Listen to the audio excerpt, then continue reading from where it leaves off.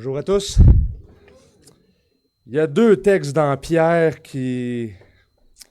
c'est deux textes difficiles, pas pour les mêmes raisons. Il y en a un que c'est la soumission de la femme, donc vous comprenez que c'est un texte difficile culturellement. Puis l'autre, là, l'esprit qui descend en enfer, en tout cas, tu sais, ça c'est compliqué. Fait qu'on va sauter ces deux textes-là. Non, c'est pas ça. Hey, j'ai donné un titre que vous ne verrez pas apparaître sur mon PowerPoint parce que j'en ai pas. Je l'ai appelé « Une femme contre-culturelle ». Et aujourd'hui, on va regarder ce texte dans 1 Pierre chapitre 3, versets 1 à 7. Et là, je me suis dit, Jean-Luc, fais pas de joke sur la soumission de la femme. J'en fais juste avec ma femme. D'ailleurs, j'y ai dit, tu vas manquer la meilleure prédication de ta vie. « 1 Pierre chapitre 3, versets 1 à 7. Vous de même, femmes, soyez soumises chacune à votre mari, afin que même si quelques-uns n'obéissent pas à la parole, ils soient gagnés sans parole par la conduite de leurs femmes. En voyant votre conduite pure et respectueuse, n'ayez pas pour parure ce qui est extérieur, cheveux tressés, ornements d'or, manteau élégant, mais la parure cachée du cœur, la parure personnelle, inaltérable d'un esprit doux et tranquille. Voilà qui est d'un grand prix devant Dieu. Ainsi se paraît autrefois les saintes femmes qui espéraient en Dieu soumises à leur mari, telle Sarah qui obéissait à Abraham et l'appelait son Seigneur. C'est d'elle que vous êtes devenus la descendance si vous faites le bien, sans vous laisser troubler par aucune crainte. Vous de même, Marie, vivez chacun avec votre femme en reconnaissant que les femmes sont des êtres plus faibles. Honorez-les comme des co-héritières de la grâce de la vie, afin que rien ne fasse obstacle à vos prières. Alors, c'est bien évident que ce texte est contre-culturel. En partant, il y a deux genres, de femmes puis hommes. Déjà, je devrais être censuré dans les prochaines minutes sur les millions de téléspectateurs qui nous regardent. Et évidemment, dans la culture qui nous environne, en fait, si on regarde, il y a comme deux espèces d'extrêmes quand on regarde ce texte-là. Il y a... Dans notre culture aujourd'hui, ça a changé quand même assez rapidement, là, on regarde ça, puis on focus souvent sur le mot soumission. Et puis là, après ça, on oublie tout le reste. Et il y a tout un courant féministe, évidemment, là, qui met de la pression à lire ce texte et qui, d'une manière à ce qui ne donne pas d'autorité, finalement, à la parole de Dieu. Et ensuite de ça, il y a de l'autre côté, dans certains pays, où ce qui comprennent la soumission comme la femme est un être inférieur.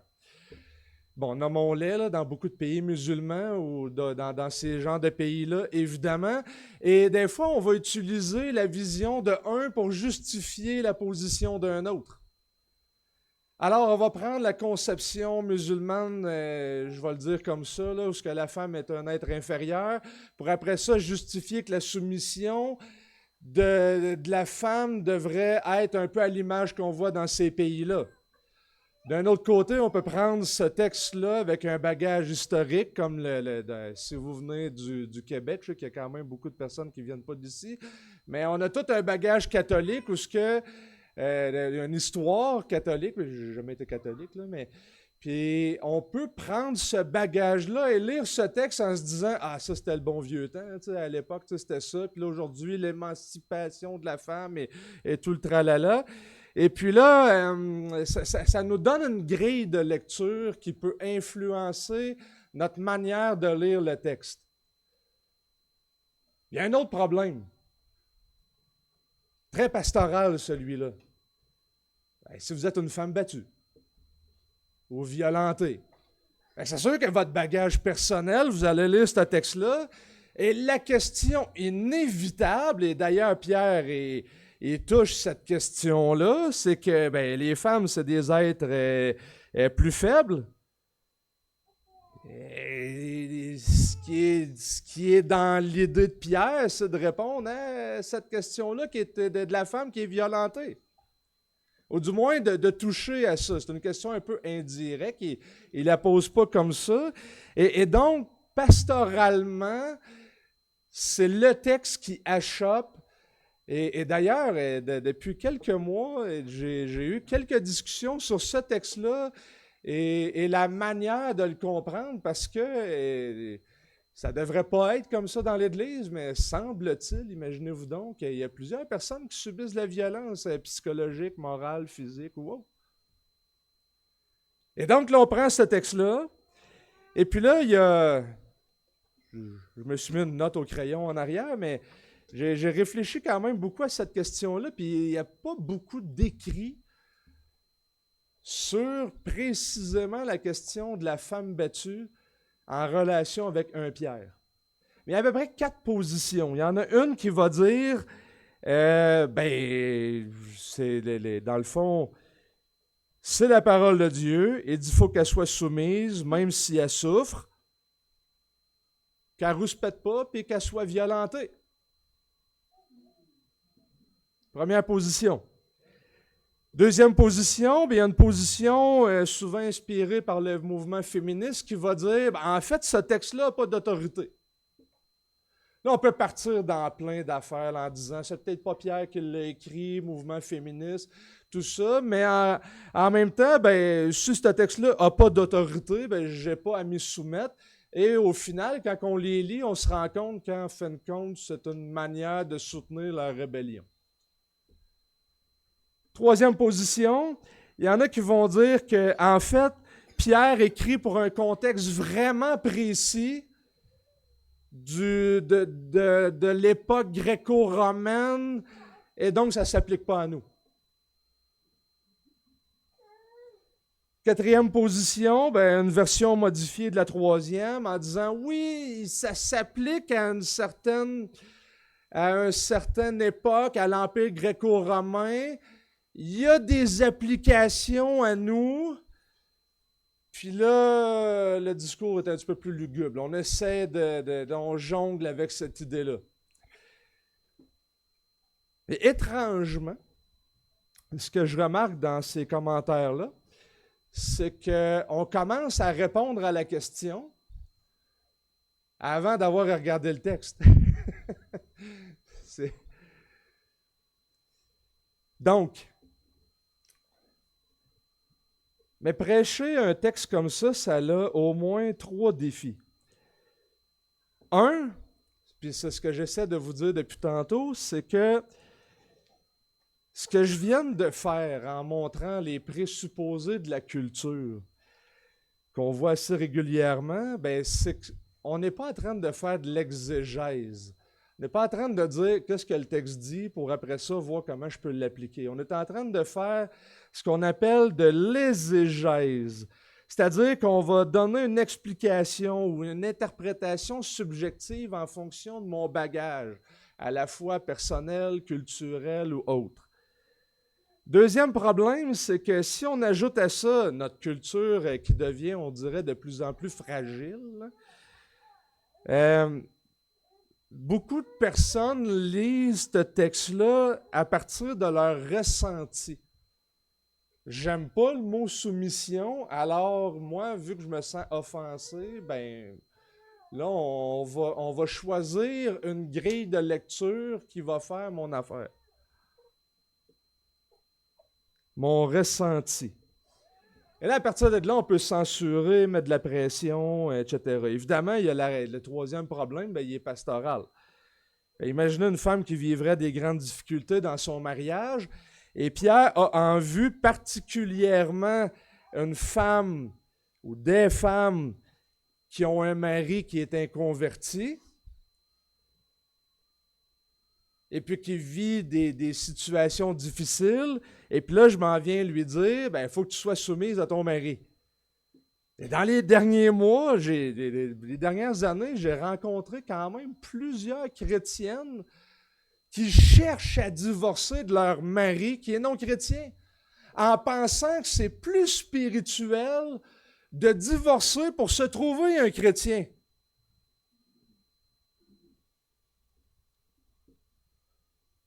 Là, 2 semaines, je prêchais dans une autre église, il y avait une femme en visite, et tout le sujet de la discussion, c'était ça. Et là, elle n'avait pas choisi son église encore, c'était pas dans la région ici. Et puis là, elle a un mari qui est inconverti, mais elle reçoit des conseils de plusieurs personnes provenant de plusieurs églises où ce qu'ils lui disent « Ah, ben écoute, si ton mari n'est pas converti, il faut que tu sois marié avec un chrétien. » Pire que ça, c'est qu'il y a un homme qui se dit chrétien, qui met de la pression pour qu'il divorce, pour qu'elle vienne avec lui, parce que lui est vraiment spirituel, puis en plus, il se fait passer pour un prophète.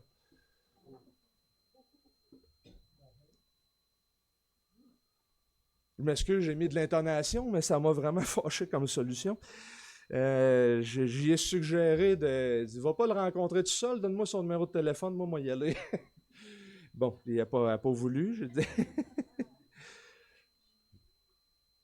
Théologiquement, évidemment.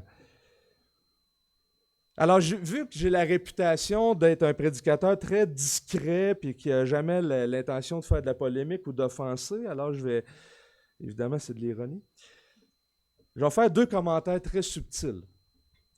Un, avant d'interpréter avec votre bagage culturel et pastoral, histoire de vie puis tout ça, ben, c'est peut-être une bonne chose de regarder le texte avant.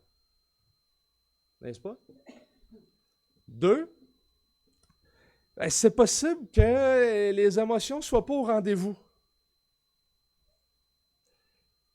Alors, pour reprendre les mots d'un théologien, je vais le dire comme ceci, c'est qu'il va dire « Je vais croire la parole de Dieu, puis les émotions suivront plus tard. » N'est-ce pas? Mais prenons un temps pour prier avant.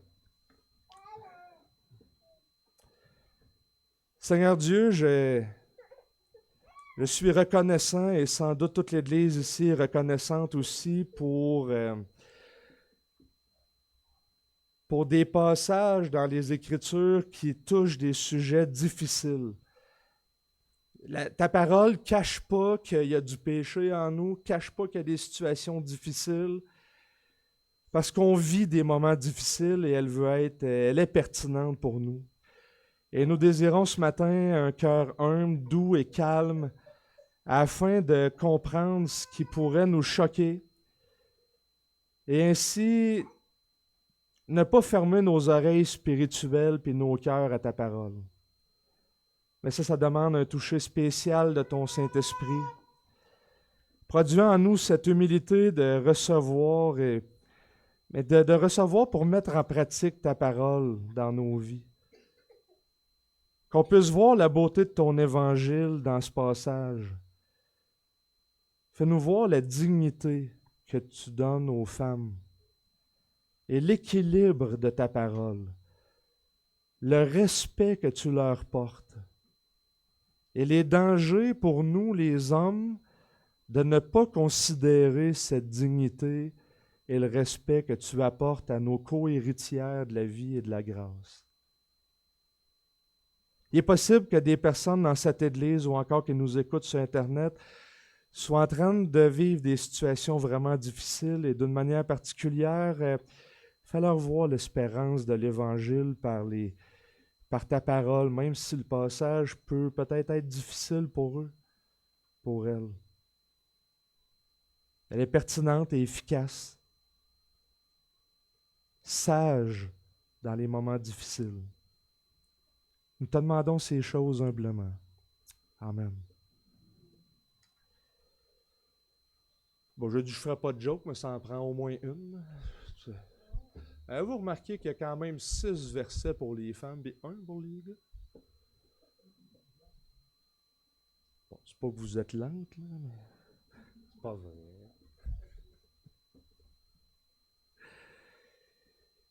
Je fais la joke, 6 versets pour les femmes, puis 1 pour les hommes. Mais le verset pour les hommes est quand même dur. Oui, il y a toute l'idée de soumission, mais on oublie le verset 7 qui demande des honorés. Et si on fait le parallèle entre, puis on va le faire un petit peu tantôt, entre ce que Paul dit et Pierre dit, parce qu'il y a des versets parallèles. Vous savez, Pierre l'a dit dans son langage à lui, mais dans Éphésiens chapitre 5, par exemple, Paul il va parler de la soumission de la femme, après ça, il va dire « Marie, aime ta femme comme Christ a aimé l'Église. »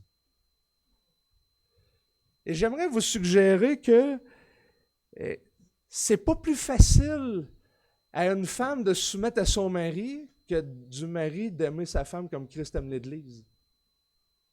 Et même des fois, si Pierre est de peu de mots pour les hommes en disant « voici », il est très possible, je pense, que les 6 versets où ce qu'on a tendance à le considérer pour les femmes, voici les femmes, puis c'est comme si on prêchait plus aux gars, là.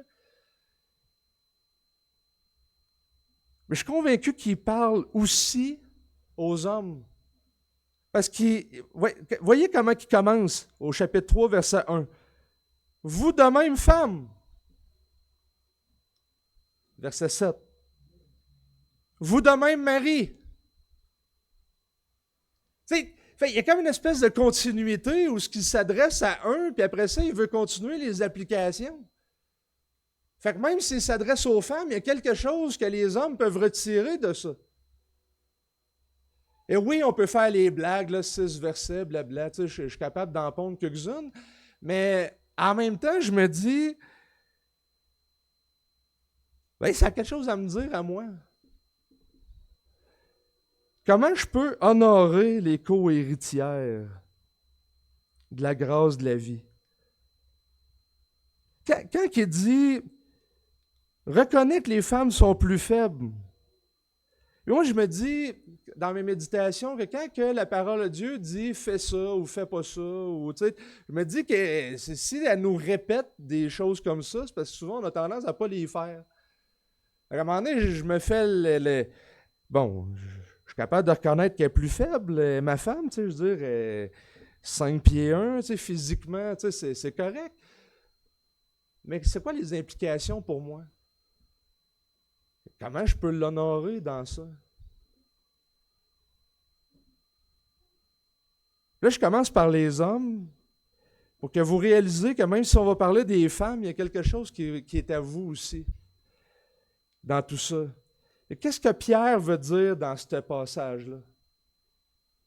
En fait, il énonce un principe qu'on a déjà débuté à étudier au chapitre 2, verset 12.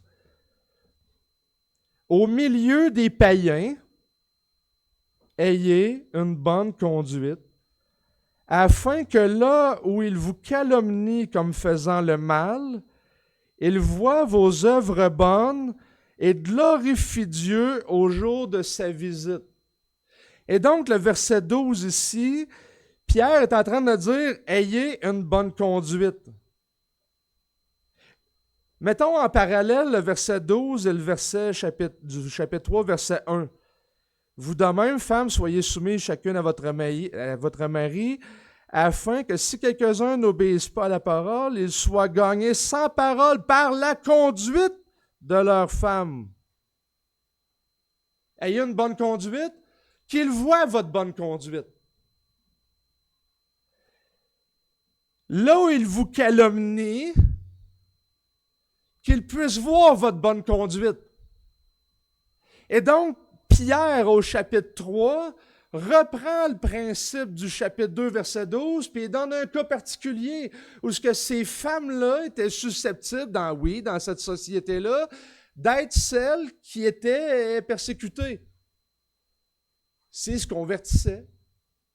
Tout comme les esclaves, qui donnent un exemple juste avant. Et donc, le chapitre 3, verset 1 et suivant va appliquer ce principe-là. Et de quelle manière? Eh bien, il va utiliser la soumission. La soumission aux autorités, verset 13 et suivant. Et là, après ça, il va prendre des catégories les plus basses de la société, ceux qui avaient pas de droit, les esclaves, puis après ça, les femmes.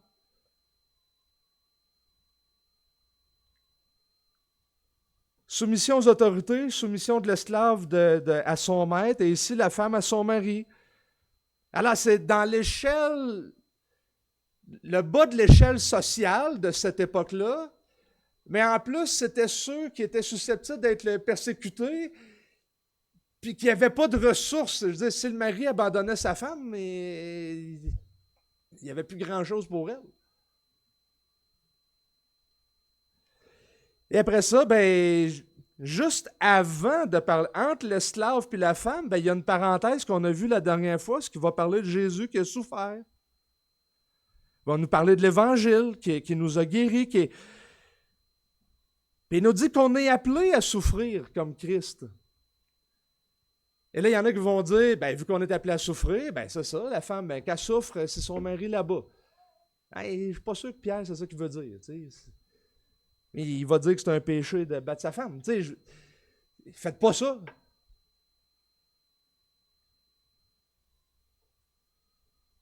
Vous de même. Vous de même quoi? Vous vous souvenez les 4 positions que j'ai dit tantôt? Il y en a qui vont dire, vous de même comment? Ah ben c'est sûr, la femme soumise à son mari est l'équivalent de ce qui a été dit de l'esclave à son maître. Alors vous de même, comme l'esclave à son maître, vous allez être soumis à votre mari. Et vous resteriez surpris, des bons commentateurs que je suis resté surpris qui ont réfléchi, qui ont pensé ça. Puis j'ai vraiment médité dans les derniers jours sur une question. Puis je me suis dit, pourquoi qu'il y a cette parenthèse-là entre les esclaves et les femmes?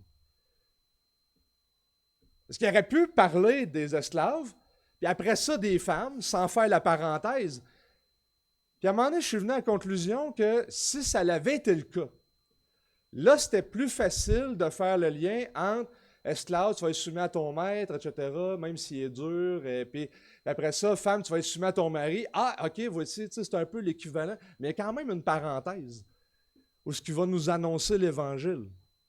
N'est-ce pas? Il me semble que ça suggère que la relation entre le mari et la femme n'est pas comme celle de l'esclave à son maître, mais plutôt la parenthèse qui est faite, qui est vraiment pertinente parce qu'elle est inspirée du Saint-Esprit, fait suite, le passage fait suite à cette parenthèse-là. Oui, ça se peut que vous souffriez, oui, tout ça, mais quand même, Christ s'est donné dans son vécu. Puis, il met l'accent sur le fait qu'il n'a pas fraudé, il a vécu une vie parfaite, puis tout ça. Et soudainement, tout de suite après, c'est le témoignage de la femme qui peut aider. Vous de même. Il me semble qu'il y a une relation entre le témoignage que Christ nous a laissé et le témoignage que vous pouvez laisser en imitation de Christ à votre mari, même s'il est inconverti. Il me semble que la ligne de pensée, c'est moins d'affirmer que les femmes, c'est l'esclave du mari, là, parce qu'il me semble que c'est pas ça que Pierre il veut dire du tout. Là, puis on ne trouverait pas d'équivalent dans les Écritures qui dit que ma femme, c'est mon esclave. Mais plutôt que le témoignage de Christ, et c'est quand même intéressant de voir que la femme peut vraiment gagner son mari d'une certaine manière. Alors qu'il nous parle du témoignage de Christ, cette femme va incarner l'Évangile qui vient d'être prêché dans un but missionnaire de gagner son mari. Et Remarquez encore une fois ayez une bonne conduite. Verset 2,12. Les esclaves, ayez une bonne conduite. Qu'on ne vous accuse pas pour avoir péché. 21 suivant, Christ n'a pas péché. Vous de même, femme, conduisez-vous d'une telle manière que, dans un sens, votre mari ne pourra pas vous accuser de faire quelque chose de mal. Et pour le gagner. Il me semble que la ligne de pensée est beaucoup plus là-dedans que de dire ah non, la femme, c'est l'esclave du mari. Notez le langage de Pierre. Pierre sait que la conduite chrétienne va être dérangeante. Puisque, en principe, la conduite chrétienne va ébranler les relations hiérarchiques qu'il peut avoir dans le foyer. À cette époque-là, tu as l'homme, tu as la femme, puis la femme, elle va adopter la religion du mari, puis on va en voir là, quelques exemples, puis je vais vous donner quelques exemples là-dessus. Et Pierre, d'une manière un peu indirecte, est quand même révolutionnaire dans ce passage-là. Parce qu'il vient un peu indirectement, il ne s'attaque pas aux principes moralistes des philosophes grecs ou romains directement. Il ne les approuve pas aussi. Mais le principe qui est là remet en doute, par exemple, le fondement de la manière que les Romains et les Grecs géraient leur foyer. Parce que la personne qui réfléchit un peu sait que chaque chrétien est potentiellement un rebelle puis potentiellement subversif pour un gouvernement. Parce que affirmer que Jésus est roi, du point de vue chrétien, dans son sens plein et entier, si je dis que Christ est roi, je suis en train d'affirmer que l'empereur ne l'est pas, mon mari ne l'est pas, puis mon maître ne l'est pas, puis mon...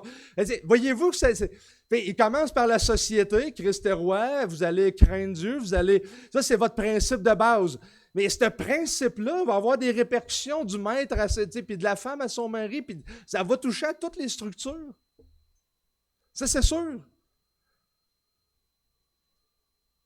Parce que la conviction chrétienne peut toujours susciter des comportements dissidents. Et Pierre sait, puis il va insister sur la nécessité du respect. Je me rappelle avoir lu un écrit sur le communisme chinois. Pourquoi il s'attaque aux églises? Parce que un des membres du gouvernement disait, c'est parce qu'on sait que le christianisme a une force de rassemblement qui peut ensuite devenir dissident et soulever la population. On l'a vu dans l'histoire. Pourquoi Hitler s'attaquait aussi aux chrétiens? Une des premières places qu'Hitler a commencé, c'est dans les écoles de théologie. Parce que le christianisme affirme Christ est roi. C'est pas mon mari, c'est pas le maître, c'est pas le... Mais, une fois que j'ai dit que Christ est roi, entretenez des relations avec respect dans vos relations que vous avez avec votre mari, avec le maître, avec le... Puis si éventuellement le maître te dit de faire quelque chose qui va à l'encontre du christianisme, ben... Désolé, Christ est roi, puis ça se peut que tu souffres. Et de la même manière que si ton mari dit « Écoute, tu vas venir adorer au temple avec moi, je ne te permets pas d'aller dans ton église chrétienne », il est très possible que tu souffres. Hein? Mais c'était ça le contexte de l'époque. Alors imaginez la situation.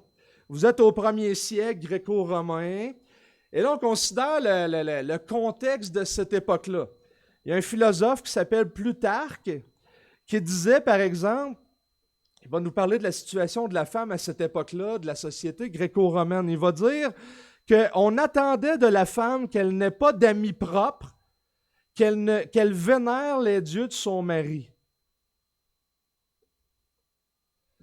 Vous êtes une femme. Vous êtes marié, tout va bien, vous allez au temple, vous faites vos affaires, vous vous convertissez.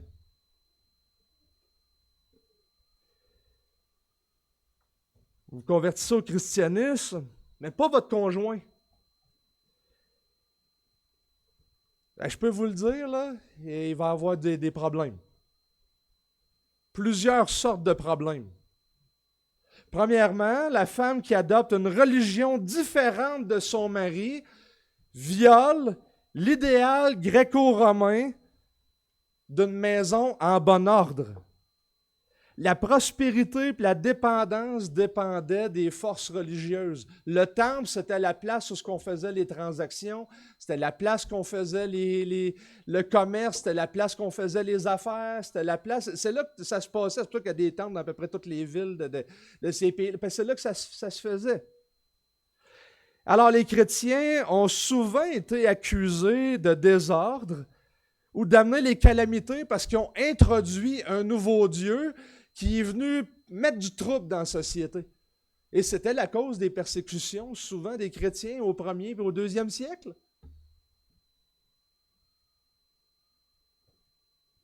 Il bouleversait le statu quo religieux de l'Empire romain. Si vous avez fait un peu d'histoire là, de cette période-là, là, les Romains arrivaient, ils conquéraient un territoire, ils ne voulaient pas mettre à mort les autres dieux des autres pays, parce qu'après ça, il y avait une sédition de la population. Après ça, ils n'étaient pas capables de les contenir. D'ailleurs, c'est pour ça qu'il y avait du trouble avec les Juifs. C'est qu'ils n'ont pas été capables de les assimiler complètement. Fait que, ils les toléraient, ils ont fait un gouvernement spécial. Mais imaginez qu'au sein même de votre communauté, une nouvelle religion d'un peuple que vous n'avez pas conquis commence à faire de la dissidence. Hey, là, pour l'Empire romain, là, vous attaquez directement le statu quo des religieux de dire, écoute, c'est sûr. Et là, vous êtes une femme qui se convertit, mais pas votre mari. Et si Pierre adresse la question, c'est vraisemblablement parce qu'il y en a eu plusieurs. Ce n'est pas des cas isolés, vraisemblablement. Deuxième problème qui peut arriver, c'est que la conversion de la femme peut apporter des troubles parce que le mari et la société va percevoir la nouvelle adoration de la femme à Jésus-Christ comme un acte de rébellion. Et donc, le foyer, la maison, le pater, le père, et son cercle d'influence vont commencer à critiquer le mari de ne pas tenir sa maison. De ne pas... Troisième place, c'est que la femme qui va au culte chrétien va trouver des opportunités d'avoir d'autres amis chrétiens en dehors du cercle du mari. Et ça peut amener des répercussions dans la famille. Comprenez-vous le contexte là, que cette femme-là, là, il y a quelque chose qui se passe là? Le plus proche équivalent de ça, là, regardez dans les pays musulmans aujourd'hui. Une femme qui se convertit, là, qui dit « Moi, je vais laisser la religion musulmane. » là. Ben, c'est ça. C'est ça. Il y a un auteur historien qui disait que dans les milieux éduqués, je vous donne son... Regardez comment il l'explique. L'idée que la femme est par nature inférieure à l'homme domine au sein de l'élite gréco-romaine. N'ayant pas la capacité de raisonnement de l'homme, elle était plutôt gouvernée par ses émotions et était donc sujette à des erreurs de jugement, à l'immoralité, à l'intempérance, à la méchanceté, à l'avarice. Elle n'était pas digne de confiance, elle était litigieuse et par conséquent, c'était à elle d'obéir. Jusque dans notre Québec des années 1900, c'est un discours qu'on entendait encore. Je n'ai pas 100 ans, là, mais J'ai déjà entendu ce genre de discours-là. Encore, tu sais, ça fait pas si longtemps que ça on a laissé ça. Pierre adresse pas chaque cas particulier de la femme pas intelligente et tout ça, mais presque considérez-les comme co-héritières. C'est-à-dire, elle est ton égale. C'était révolutionnaire pour cette époque-là. Tu vas regarder ta femme comme co-héritière de la grâce de la vie. Elle n'est pas un être inférieur moralement ni intellectuellement. Le Seigneur va lui donner une dignité, puis tu vas la considérer comme telle, puis tu vas l'honorer.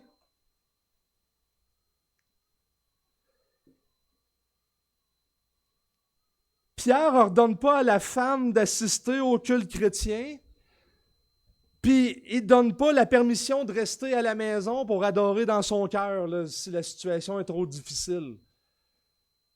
Quand même, avec sagesse, il donne des principes généraux dans lesquels il y a quand même une certaine latitude, puis chaque contexte va être un petit peu différent dans chaque foyer.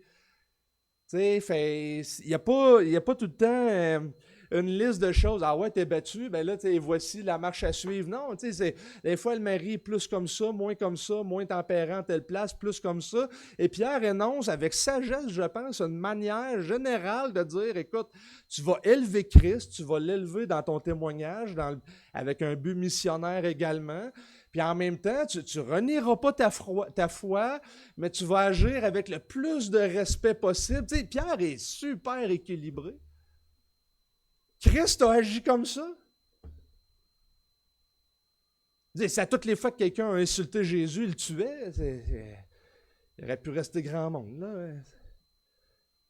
Mais non, et Jésus n'a pas agi d'une manière tyrannique, il n'a pas exploité tout le monde, et il a agi avec respect, même quand l'opposition était forte.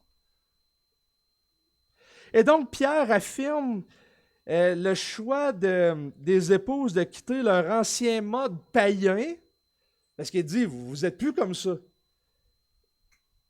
Mais, reste dans tes relations fondamentales, respectueuses. Il ne dit pas divorce parce qu'il n'est pas chrétien. En fait, il dit, non, tu es marié, là. Je dis, le mariage, c'est une institution dans l'humanité. On va respecter le mariage, puis tu vas rester avec, mais autant que faire se peut, là. Si lui, il veut divorcer, Paul va régler cette question-là dans 1 Corinthiens, entre autres, mais Pierre dit, puis c'est vraiment des cas marginaux, mais même Paul dit la même chose, reste avec. Respecte-le, honore-le. Mais c'est difficile. Je vous ai donné quelques cas pastoraux tantôt, mais la difficulté, c'est, ouais, mais il n'est pas chrétien, il ne loue pas l'Éternel. Comment tu veux que je sois soumise? La parole te le demande.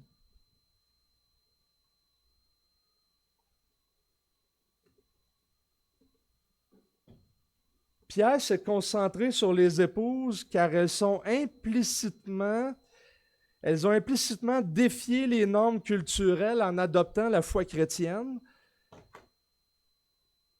Puis ça les empêchait de se joindre au culte de leur mari. C'est eux autres qui étaient le plus susceptibles de vivre des souffrances. Comme l'esclave qui se convertissait.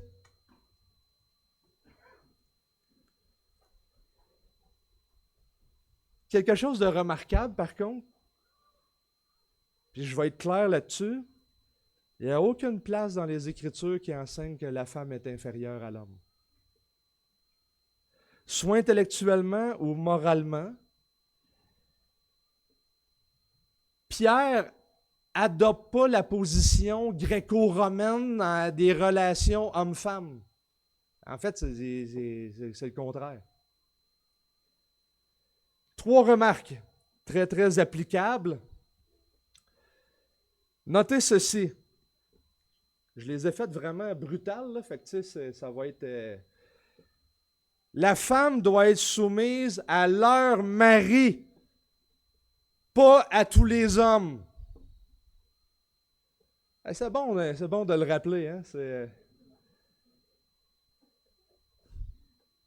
L'autre côté de la médaille, le mari n'a pas la responsabilité de s'assurer que la femme lui est soumise. Il n'a pas la responsabilité de la contraindre dans le but qu'elle soit soumise.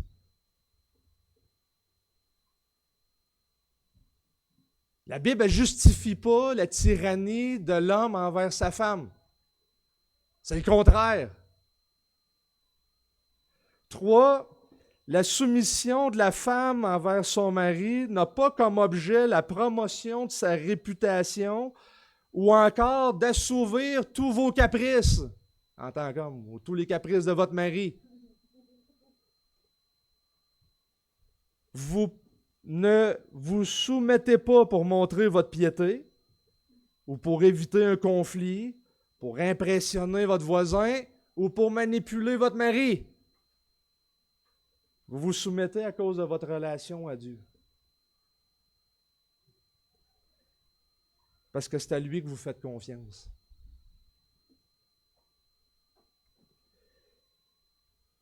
Puis Pierre va donner une raison pratique de la soumission pour la femme. Afin que si quelques-uns n'obéissent pas à la parole, ils soient gagnés sans parole par la conduite de leur femme. Notez l'expression « n'obéissent pas à la parole ». On le trouve au chapitre 2, verset 8, entre autres. Ils s'y achoppent en désobéissant à la parole, et c'est à quoi ils sont destinés. Donc, n'obéissent pas à la parole, fait référence à la désobéissance de la parole. On voit aussi au chapitre 4, verset 17, « Car c'est le moment où le jugement va commencer par la maison de Dieu. Or, si c'est par nous qu'il débute, quelle sera la fin de ceux qui n'obéissent pas à l'évangile de Dieu? » Et donc, la désobéissance à la parole, c'est de désobéir à l'évangile, c'est de ne pas se soumettre à l'évangile, et c'est motivé, et toute désobéissance est motivée par l'incrédulité finalement, et la rébellion. Et le mari refuse d'adhérer à l'évangile. Alors, on fait quoi dans ces temps-là? Le plus de discours possible. Écoute, je vais le convaincre, à tous les soirs, c'est 2 heures, je rouvre la parole, j'y lis, et j'y rentre dans les dents.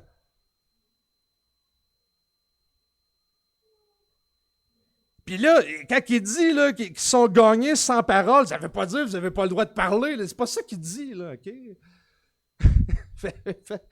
C'est un principe. L'idée, il est sur la conduite. Conduisez-vous comme une chrétienne. Et vous de même, Marie. Je donne un exemple masculin. J'ai un de mes amis qui, des fois, il vit avec une femme qui est pas croyante, puis tout ça, puis à un moment donné, elle veut pas croire, puis ci, puis ça, puis j'ai beau essayer de la convaincre, puis tout, puis ma réponse, il l'a trouvé dur. J'ai dit, ouais, mais regarde ta vie, peu importe ce que tu dis. Il dit, ouais, je pense que tu as raison. Ben, c'est ça. Arrête de parler, puis ils m'ont dit que tu es un vrai chrétien. Peut-être qu'à ce moment-là, tu sais, c'est Nietzsche qui disait, montrez-moi un vrai chrétien. Et peut-être qu'à ce moment-là, je considérais le christianisme.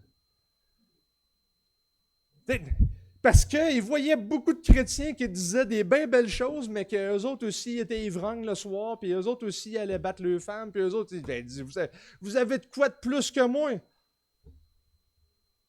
Mais il me semble que c'est ça le principe ici. Là, puis là, il l'applique dans une situation difficile, puis il va l'ouvrir plus grand aussi aux hommes, mais je veux dire, c'est ça, c'est votre conduite qui va... Et après ça, il va donner les détails sur cette conduite-là. Il va préciser au verset 2, « En voyant votre conduite pure et respectueuse. » Et si vous êtes tout le temps dans le dos de votre mari, c'est sûr qu'à un moment donné, il va se refroidir, il va dire « Hey, parle-moi-en plus. Hein. »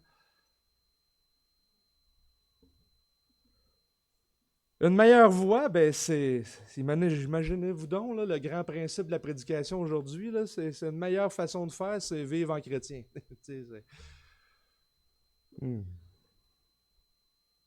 Et la soumission va se manifester de plusieurs manières. Et Pierre va en donner au moins 3. 1, par votre conduite pure et respectueuse. 2, dans la modestie de l'habillement, mais dans votre beauté intérieure. Et 3, par des paroles respectueuses.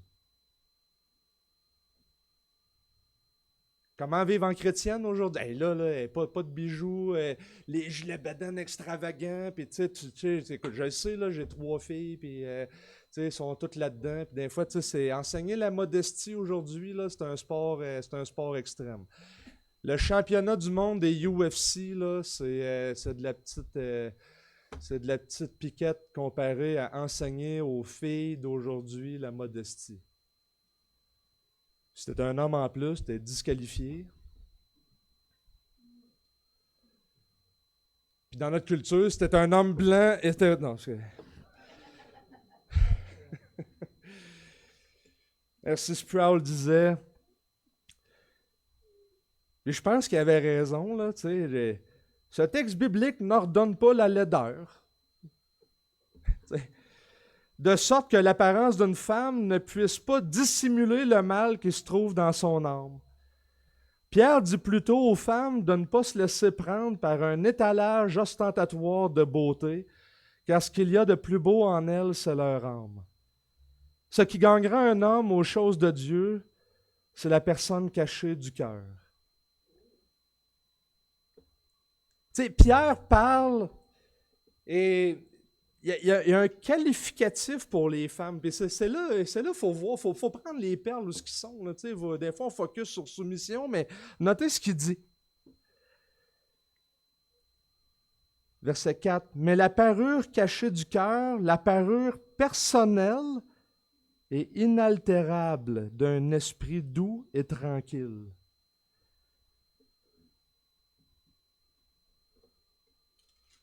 Pierre recherche ce qui est inaltérable, verset 4 du chapitre 1, pour un héritage qui ne peut ni se corrompre, ni se souiller, ni se flétrir, mais qui vous est réservé dans les cieux.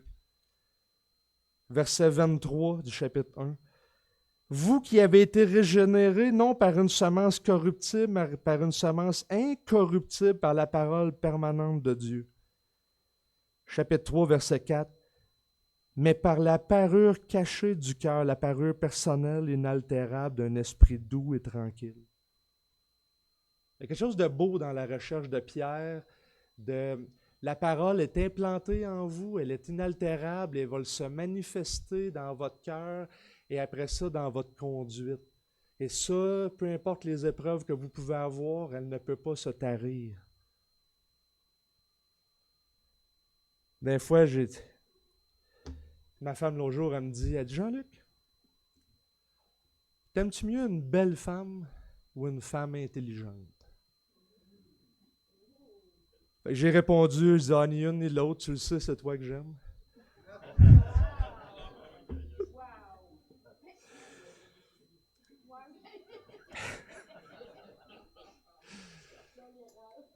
Et c'est une blague en passant, elle ne m'a pas demandé ça. Mais ça, on appelle ça un faux dilemme. C'est un faux dilemme. C'est soit tu es intelligent, soit tu es belle. Ah, mais tu peux être belle et intelligente. Là. Il n'y a rien qui dit ça. Ma femme, dans sa famille, il y a plusieurs Branham. Les Branham, eux autres, ils croient à William Branham, là, une espèce de prophète, et tout ça, mais eux autres ont comme doctrine que les femmes ne se coupent jamais les cheveux. Puis ils ont les jupes super longues, là, avec... qu'est-ce que j'ai noté aussi? Pas de bijoux. Un texte comme ça, pour eux, là, ça, c'est... Écoute, pas de bijoux, les cheveux. Et ma femme me racontait, parce que ses cousines et ses tantes sont là-dedans depuis des décennies, puis elle me racontait qu'elle dit, c'est fou parce que, elle dit, j'étais ado. Puis eux autres, ils nous disaient ça. Puis là, ils faisaient passer ça comme de la piété, de dire, non, non, la parole, elle dit ça, il ne faut jamais se couper les cheveux, puis ça allait les cheveux jusque-là. Puis tout ça, mais elle dit, les dimanches matins, là, ça pouvait prendre, même s'ils n'ont pas de bijoux, puis ils sont vêtus d'une manière qu'on pourrait qualifier de modeste, mettons qu'on leur donne ça, là. Fait passer 2 heures devant le miroir à se peigner. Tu sais, puis sous prétexte de ne pas se parer de bijoux, de ne pas se couper les cheveux, ben ça devient comme une idole. C'est quelque chose qui recherche, puis qui recherche comme si c'était quelque chose en soi qui les animait. Alors peut-être que le mot idole est pas bon, là, puis évidemment, si on leur dit ça, ils n'aiment pas ça, mais c'est qu'ils passent d'un excès à l'autre excès. Tu sais, ils prennent quelque chose pour en faire comme un code là, de loi, mais la simple question, puis je pense que je vous ai déjà posé la question à un moment donné, je dis, ouais, mais Pierre, ici, ce qu'il veut, c'est ta sainteté intérieure. Même si tu l'as extérieur, mais qu'en dedans, ça ne fonctionne pas. Le point de Pierre, c'est pas que tu n'aies jamais de bijoux, que tu sois jamais belle, puis que tu sois le plus gros laidron qu'il y a sur cette place. C'est pas ça qu'il dit. Tu sais, il ne faut pas en faire un idole. Le principe ici, c'est la modestie. Et sois pas dans des extrêmes. Et là, on sait que dans cette culture-là, si tout se passe au temple, puis si tout est, tu sais, fait que le prestige, puis le mari qui a beaucoup d'argent, puis tout ça, puis à un moment donné, la femme se convertit, puis là, tu sais, les parures, puis tu sais, je veux dire, on sait tout ça. Puis là, Pierre s'en vient en disant, écoute, tu vas être modeste, attends un peu, là. Il n'a pas dit tu vas être laid, il a dit tu vas être modeste, tu ne feras pas dans l'excessif là-dedans, dans le but de prouver ou te laisser emporter dans ces choses-là. Tu sais, la jeunesse, là, je veux dire, tout ce qui est habillement aujourd'hui, on dirait que c'est toujours extravagant. Tu sais, les modes aujourd'hui, là, c'est toujours extravagant. Et ça a commencé par un pantalon un peu déchiré. Là, à cette heure, c'est comme, il n'y a plus de tissu, là, puis moins qu'il y en a, plus qu'il coûte cher. Tu sais, c'est comme tout le temps l'extravagance. Puis en arrière de ça, quand tu parles avec eux autres, tu dis, ah, mais pourquoi tu fais ça? Ah, ben moi j'aime ça. Puis tu dis, ah, mais pourquoi tu aimes ça? Puis au final, la réponse est à peu près toujours la même. C'est, je veux manifester mon individualité. Oui, mais OK, mais la parole de Dieu, c'est pas ça qu'elle dit, c'est sois modeste. Ta beauté intérieure, ce qui est inaltérable en toi, devrait ressortir, devrait émaner d'une telle sorte. Moi, je disais à ma femme, puis même je le dis à mes élèves au judo, tu sais, des fois, puis j'arrête pas de le dire à mes élèves qui sont laides tout le temps. Fait que les autres, ils me répondent, ouais, toi aussi, t'es laide. Puis ma réponse, ouais, je suis marié. Puis après ça, j'ajoute, j'en ai juste une à séduire. Non, mais quand tu y penses, là, même s'il y a 3,5 milliards de femmes, mettons 3,499, ben j'en ai une. Même s'ils me trouvent toute lettre, qu'est-ce que tu veux que ça me fasse? J'en ai une. Mais elle aussi. Tu sais, il y a un moment donné, l'extravagance. Non, la modestie. Une beauté incorruptible, démontrée dans un esprit doux et tranquille. Ça signifie, ça ne veut pas dire qu'ils n'ont pas le droit de donner leur opinion. C'est pas ça que ça dit.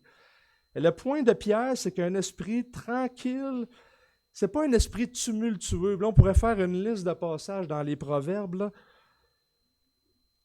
Ben, regardons-en un. Hein. Proverbe 27.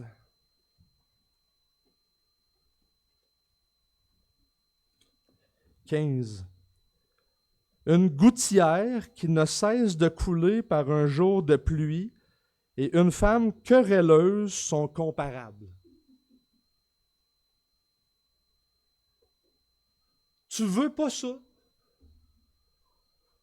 Et Pierre, on dirait qu'il applique cette sagesse-là. C'est une littérature pratiquement de sagesse. Un esprit doux et tranquille, qui honore Christ, qui se manifeste dans la pureté, puis dans les paroles, qui n'est pas dans l'extravagance des vêtements, qui n'est pas dans toute cette luxure-là, qui devient... Et là, après ça, il va donner une image.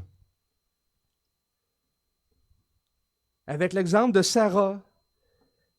Et là, il y a des grosses discussions théologiques là, sur le pourquoi il a choisi Sarah. Puis, et là, on n'aura pas le temps d'embarquer dans tout ça aujourd'hui, là, mais ainsi, au verset 5, se paraient les saintes femmes qui espéraient en Dieu, soumises à leur mari, telle Sarah qui obéissait à Abraham et l'appelait son Seigneur. Donc, deux choses qui est dit en commençant. Elle obéissait à Abraham et l'appelait son Seigneur. Et ça vient de Genèse chapitre 18.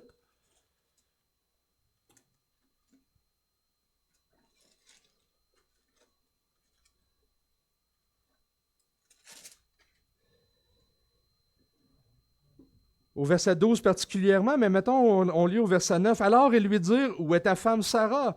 Il répondit, elle est là, dans la tente. L'un d'entre eux dit, assurément, je reviendrai vers toi l'année prochaine. Voici que Sarah, ta femme, aura un fils. Sarah qui écoutait à l'entrée de la tente qui était derrière lui. Abraham et Sarah étaient vieux, d'un âge avancé, et Sarah n'était plus en état d'avoir des enfants. Elle rit en elle-même en disant, maintenant que je suis usée, aurais-je encore des désirs? Et là, on le sait qu'il y en a qui interprètent là, qu'elle a ri en elle-même et puis qu'elle a manqué de respect. Mais Pierre, c'est pas ça qu'il voit. Pierre, il voit l'autre ligne après. Mon Seigneur aussi est vieux. Elle aurait pu juste dire, ben, Abraham est vieux. Mais elle l'appelle mon Seigneur. Et Pierre voit dans ce mot-là le respect. Elle le respectait. Elle parlait de lui en bien aux autres. Et là, il y a tout un débat sur comment que Sarah obéissait et tout ça, mais Pierre, il dit, puis malgré tout, je pense tout simplement de conclure qu'on ne peut pas être certain exactement, le chapitre 18 et 20, où ce que Sarah, puis là, il y en a qui sont venus mettre de la pression, en tout cas, tout ça, mais Pierre, inspiré par le Saint-Esprit, dit, elle obéissait, puis elle l'a respecté en l'appelant mon Seigneur. Et là, notez ceci. Et ça, c'est intéressant. C'est d'elle que vous êtes devenues les descendantes, si vous faites le bien sans vous troubler par aucune crainte. Il y a probablement une allusion à un proverbe, 3,25 ici, au niveau de la crainte, mais ce n'est pas un conditionnel, c'est plutôt une manière d'être. Vous êtes devenus parce que vous êtes dans cette manière d'être-là. Notez que la parole de Dieu, Romains chapitre 4, Galates chapitre 3, dit que on est descendant de la postérité d'Abraham pour ceux qui ont la foi, la même foi qu'Abraham. N'est-ce pas? Faites-moi signe, sinon on va lire le passage, mais il y a 15 versets à lire à peu près. Georges? C'est OK, parfait. Il m'a souri, c'est bon. Donc, on est la descendance. Mais ici, c'est vraiment intéressant qu'il parle aux femmes en disant, c'est de Sarah que vous êtes devenues les descendantes si vous faites le bien, si vous agissez comme elle, par la foi en respectant votre mari. C'est comme si Pierre il remonte dans l'histoire du salut, là où la foi découle. Puis il dit de la même manière aussi pour les femmes, vous êtes dans cette descendance-là. Il y en a qui vous ont précédé. Ces saintes femmes-là, toujours dans cette idée-là de témoignage, de sainteté, de pureté.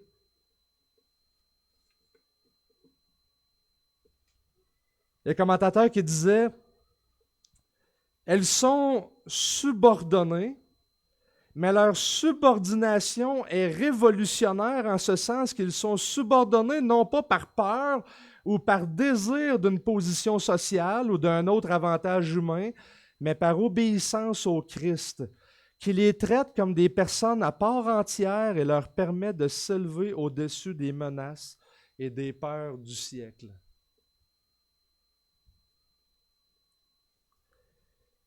Et enfin, verset 7, « Vous de même, Marie, vivez chacun avec votre femme en reconnaissant que les femmes sont des êtres plus faibles. Honorez-les comme co-héritières de la grâce de la vie afin que rien ne fasse obstacle à vos prières. On a noté le vous de même, mais maintenant pour ceux qui sont en pouvoir et en autorité, au moins dans cette culture-là, et la Bible donne des rôles aux hommes et aux femmes, mais faites-les pas de façon tyrannique. Reconnaissez qu'elles sont plus faibles. Christ, as-tu tyrannisé, exploité, violenté son Église?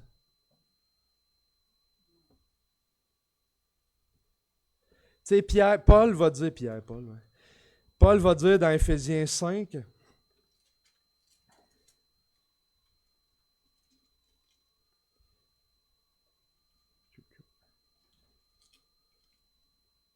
les pages écoles.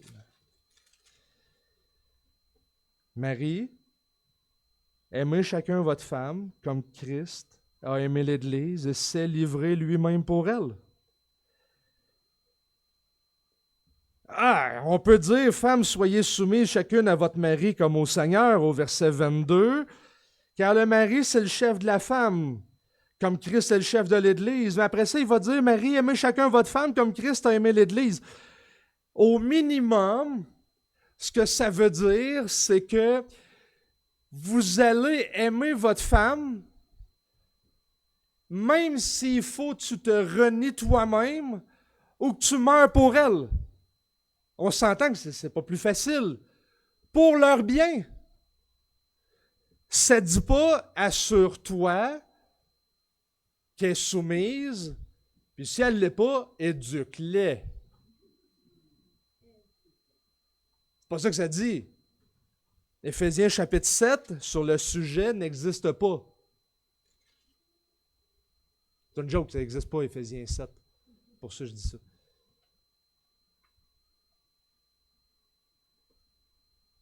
Et donc, la question devient, comment je peux me renier moi-même dans mes intérêts personnels, mourir à moi-même pour le bien de mon épouse? Et j'aimerais vous suggérer que c'est pas plus facile que de se faire dire « Femme, sois soumise à ton mari ». Je le sais que vous vous dites, Jean-Luc est parfait, dans son cas, c'est facile de se soumettre à lui. C'est pas ça que ma femme a dit. Jean-Luc n'est pas parfait, puis vous ne l'êtes pas, puis personne, tu sais, puis c'est un défi. Un défi qui s'exprime, évidemment, de manière différente d'une personne à l'autre. Mais comment je peux me renier ou mourir à moi-même pour le bien de ma femme? Ça, c'est une grande question. C'est une grande question. Pierre va dire, lui, de son côté, honorez-les. Et l'honneur, c'est une autre valeur. Tu sais, comme la modestie, l'honneur, c'est une autre valeur qui est comme plus dans notre société, qu'on ne parle plus beaucoup.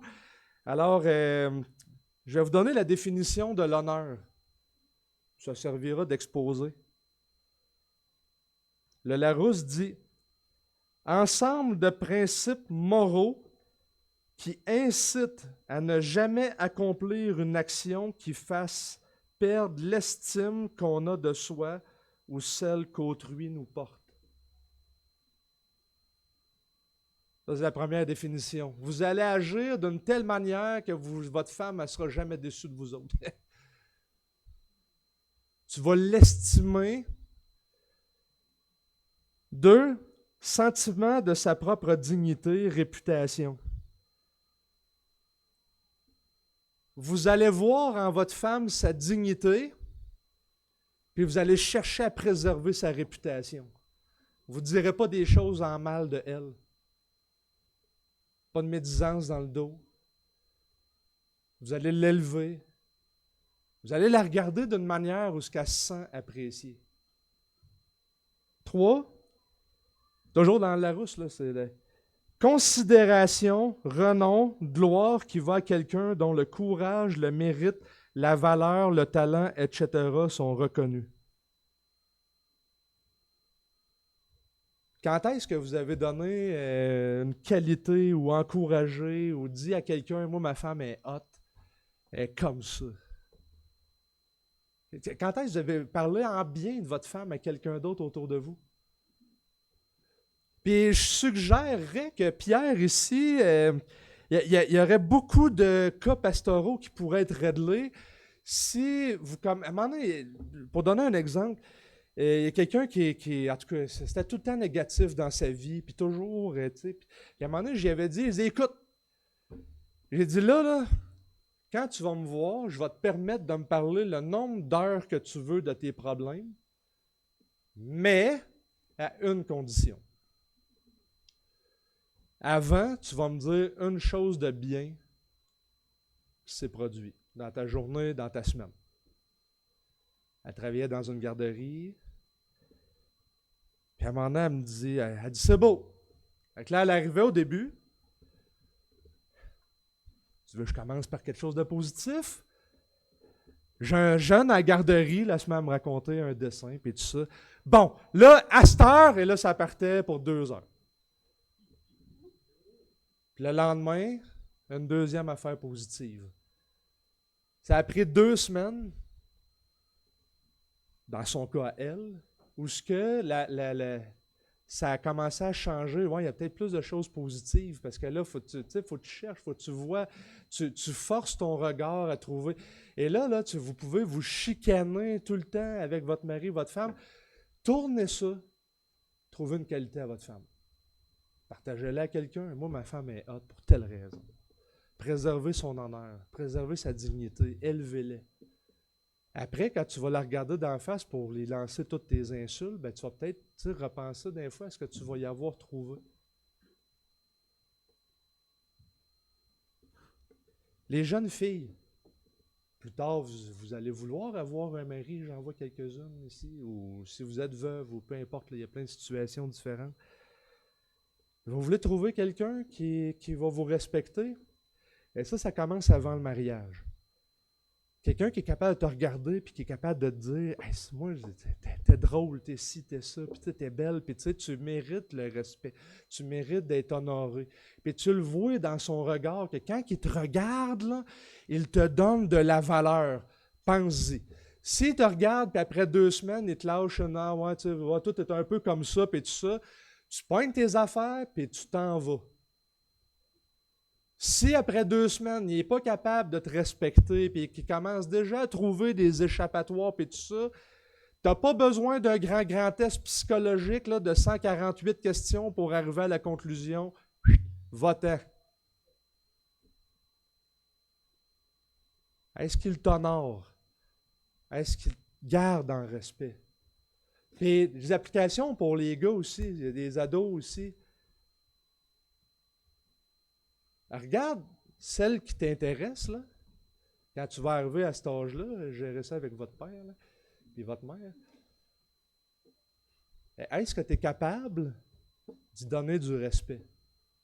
Pas juste de la trouver belle physiquement, mais de voir qu'est-ce qu'il y a en elle qui est inaltérable, qui c'est comme, je la regarde, là, puis c'est comme ça, là, la beauté intérieure, là, ben ça dure. Ça dure. Et si vous n'êtes pas capable de le voir chez la femme ou la fille, que ben, tu pognes tes affaires, puis tu t'en vas.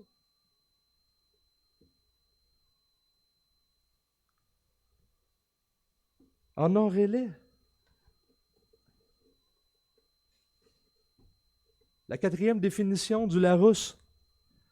Témoignage d'estime, de considération qui honore quelqu'un. C'est exactement ce que Pierre dit. Est-ce que tu es capable de témoigner avec la fille qui t'intéresse, avec ta femme, de dire, elle mérite de la considération? Quand nos enfants, ils parlent à leur mère d'une manière qui n'est pas convenable, j'ai la tendance, des fois, mon counseling, des fois, il est assez direct, là, mais des fois, je regarde les enfants et je leur dis, écoute, moi, là, quelqu'un se promènerait dans la rue, là, et qui parlerait de même à ta mère, là. penses-tu que je resterais là à rien faire comme un paillasson dans un coin? Ben non. Ben parle-y pas comme ça. Ça marque tellement les esprits que la petite fille de 4 ans, des fois on fait plein de blagues et tout ça, mais la petite fille à Maryse qui a 5 ans, elle a dit quelque chose de beau à un moment donné parce que son papa il est parti, puis tu sais, fait qu'elle voit plein de monde qui est divorcé autour. Elle a 5 ans, là. Elle le voit là, chez les parents, puis tout ça. Puis à un moment donné, on parlait dans une situation un petit peu comme ça, puis là, elle m'a fait comme une blague, là. Je pense que je déteins sur elle, des fois, elle m'en passe. À 6 ans, ça va être beau plus tard. Puis à un moment donné, Maryse elle m'a dit, pourquoi tu dis ça, tu sais, à Jean-Luc? Elle dit, parce que je le sais que lui, s'en ira pas. Puis là, je me dis, il y a quelque chose au moins qui est là. Elle sait que je respecte sa mère. Mais c'est au moins le premier critère pour être ancien, c'est comment il gère ses... Tu sais, je veux dire, le critère, c'est vrai pour chacun d'entre nous, c'est vrai pour les anciens, c'est vrai pour tout le monde. Puis il est ici. Est-ce que tu donnes un témoignage d'estime à ton épouse? Et la raison pour laquelle on doit les honorer, c'est parce qu'ils sont co-héritières avec nous de la grâce et de la vie. Tu sais, la croix, là, c'est le grand égalisateur. On a le même héritage. Peu importe la société ou la culture que vous venez, là, le Seigneur vous regarde. De la même manière, vous allez avoir les mêmes grâces. Mais regardez-les comme ça. Et ça devrait changer notre attitude à l'égard de nos femmes. Pierre n'appelle pas les femmes à être des paillassons puis à être des esclaves serviles dans leur relation avec les maris. Pas plus que Dieu appelle leurs maris à les tyranniser. Pierre s'adresse contre l'abus et la tyrannie exercée contre les femmes en disant « Vous allez les honorer ». C'est quand même un gros mandat. Un verset. Puis là, la même chose qu'on a dit, femmes, soyez soumises à votre mari, la même chose, et vivez avec votre femme. Et si vous n'êtes pas marié, comment vous traitez les femmes autour de vous? Un des plus beaux commentaires que j'ai reçus au travail à m'emmener d'une collègue de travail, c'est quand j'ai changé de bureau, ce que j'étais, elle est venue me voir, puis elle m'a dit, ça a sorti de nulle part, là, je ne m'attendais vraiment pas à ça. Puis je ne suis pas là juste pour, mais c'est un exemple là, qui me vient en tête, là, mais à un moment donné, elle m'a dit, tu sais, Jean-Luc, elle dit, tu vas nous manquer. Je dis, ah ouais, pourquoi? Elle dit, parce que tu es celui qui respecte le plus les femmes. Et là, on pense à Stéphane Rousseau, il respectait les femmes, non, c'est pas ça. Mais et puis, ça m'a surpris. Parce que, en fait, ce qui m'a surpris, c'est que je ne me rendais pas compte qu'il y en a qui ne respectaient pas. Et puis là, j'ai commencé, on dirait, à être sensible à ça. Ça fait quand même plusieurs années de ça. Puis j'ai changé de bureau. Et puis là, j'étais arrivé à l'autre bureau. Puis là, bon, je connais d'autres mondes. Il y a d'autres femmes, il y a d'autres. Et puis là, mais là, ça m'a resté.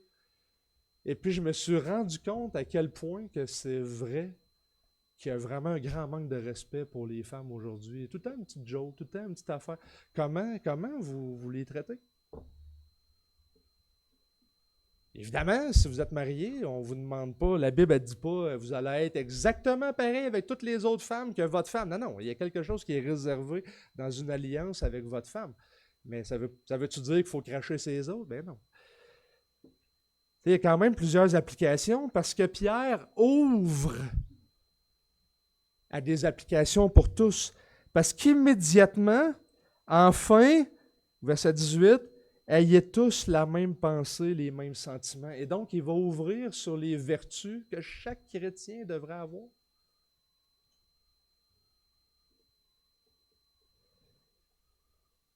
Je suis un judoka.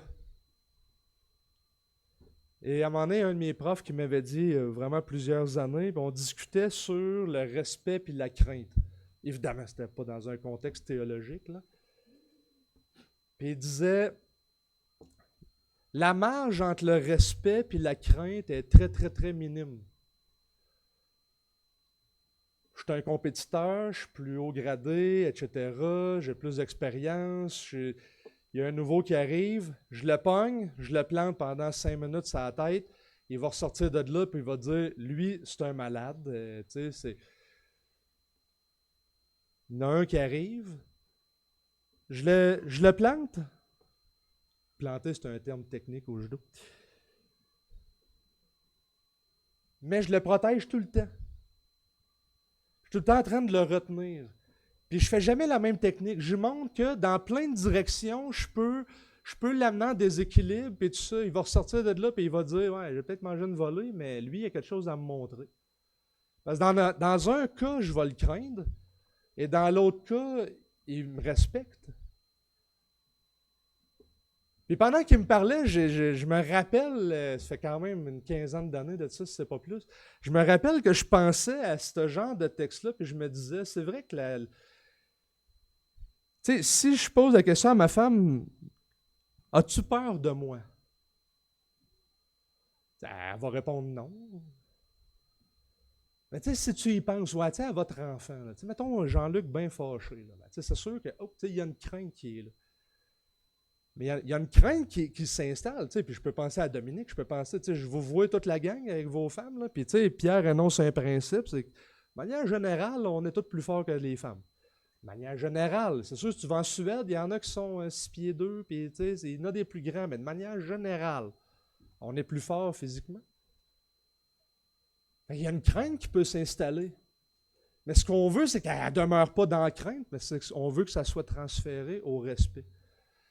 Puis j'ai toujours gardé cette image-là quand il me parlait de la crainte et du respect. Puis je me disais, je pense que c'est ça aussi dans le couple. Elle sait que je pique les nerfs,